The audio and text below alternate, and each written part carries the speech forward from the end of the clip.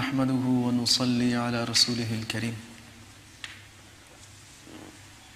One of the great figures of Islam who not only stood up for the right beliefs but set an example of steadfastness and perseverance for haqq, for the truth, was a great scholar of hadith and fiqh, a great imam by the name of Ahmad ibn Hanbal. And Imam Ahmad ibn Hanbal rahimahullah lived in the 2nd and 3rd century of Islam. He was, like Imam Bukhari rahmatullah alayh and many other great people, he was also orphaned at a very young age. And he was raised by his mother. And they had to go through tough times. In fact, growing up, he had to work at the local post office to help support his family so they had something to eat. But during this time, his mother was always turning his attention towards Islamic knowledge. She wanted him to excel in deen and excel in the knowledge of deen. And at a very young age, he had memorized the Quran. By the age of 10, he was already a hafiz. And after that, he turned his attention to the scholars that were available in Baghdad at that time, and he started acquiring knowledge from them. And he found that he had a particular affinity and interest with the hadith of Nabi sallallahu alaihi wasallam. And wherever he could find scholars of hadith in that area, he would go to them and take a hadith. In fact, he was so diligent that he would, after Fajr, wait outside the houses of his teachers, waiting for them to come out so that he could benefit from them. So he would not even, wait for them to set a circle, set a halqa, and then maybe I will go and then I will see them there. He would go to them and he would wait outside. He wouldn't knock on their door.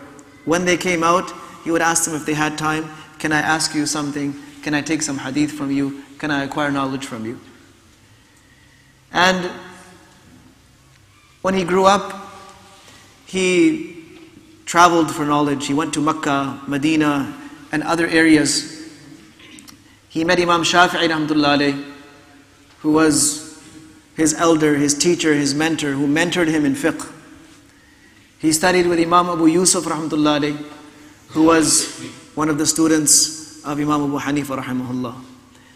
And according to Imam Abu Zur'a told Imam Ahmad's son that your father had memorized in his time 1 million ahadith of Nabi sallallahu alayhi wasallam. 1 million ahadith. And it wasn't all knowledge. It was practice. He says, Imam Ahmad bin Hanbal rahmatullah alayhi says himself, that any hadith that I have learned, I have implemented, I have practiced on it. So much so that he says, when I read the hadith of the Prophet ﷺ getting cupping done, cupping is like getting a little bit of bad blood removed from your system. He said, I went and also had cupping done, and I had read that the Prophet ﷺ gave a certain amount to the person who had performed the hijama, the cupping. So I also went and gave the same amount to the person who performed that on me. He was very, very diligent. And his status was such that people in his time looked to him for, not just for hadith, but also for rulings in all religious matters. And he built a very large circle of influence. Now a time came when the rulers of the Muslim world, Ma'mun al-Rashid specifically, they had fallen into the inclinations towards philosophical arguments, philosophical debates, and using Greek logic to justify, to prove or to disprove things in Islam. So one of the things that the people following this methodology had come up with is that they declared the Quran to be a creation of Allah subhanahu wa ta'ala, a makhluk like anything else. Like you and me and like everything around us. They said the Quran is also a creation. Now this is against the belief of Muslims. The Quran is not a creation. The Quran is the word of Allah subhanahu wa ta'ala, that Allah Azza wa Jal has revealed. He did not create it and give it to mankind as a creation.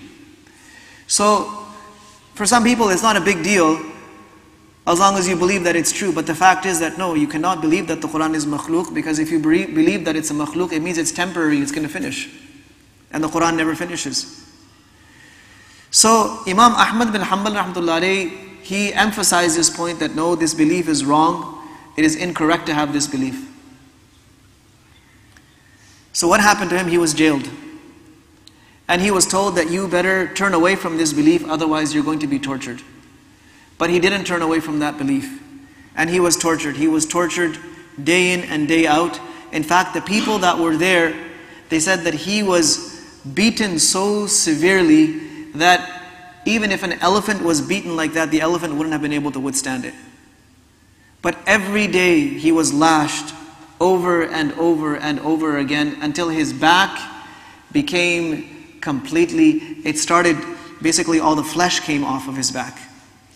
And it became all rough and ulcerated, and it had holes, and there were pieces of flesh that had literally been ripped out because of the excessive and repeated daily beatings.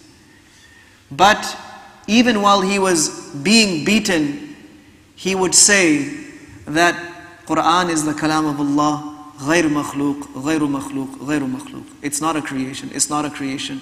This is a huge example of someone who stands up for the truth and is willing to undergo any suffering for the sake of upholding the truth. And this was one of the things that the people of ilm had in this ummah, that it was about what is right. It is about ethics, morals, justice. Haqq and batil was very clear to them. And when something was haqq, when something was the truth, they would live by it and they would die for it. So may Allah subhanahu wa ta'ala have mercy on Imam Ahmad bin Hanbal rahimahullah. What an example he set for us. What an example. Today, in many different ways, we're tested with whether we follow the truth and stand by our morals and stand by what is haqq or not. And every day we're put in that position. Will we stand by what is haqq, or are we going to give up haqq for something else? Whether it's our desires, whether it's the desires or the trends of society, whether it's the inclinations that other people are pushing us towards, like peer pressure. What do we stand for? And how much are you willing to endure for what is haqq? Ultimately, the people of haqq are the ones that are remembered, and those that compromise what is haqq and give in to batil, given to falsehood, given to wrong inclinations, for any reason, they're forgotten. They're forgotten by their time, and they're forgotten by the people after them. Imam Ahmad bin Hanbal stood up for something. This is why we are here talking about him some 12 centuries later.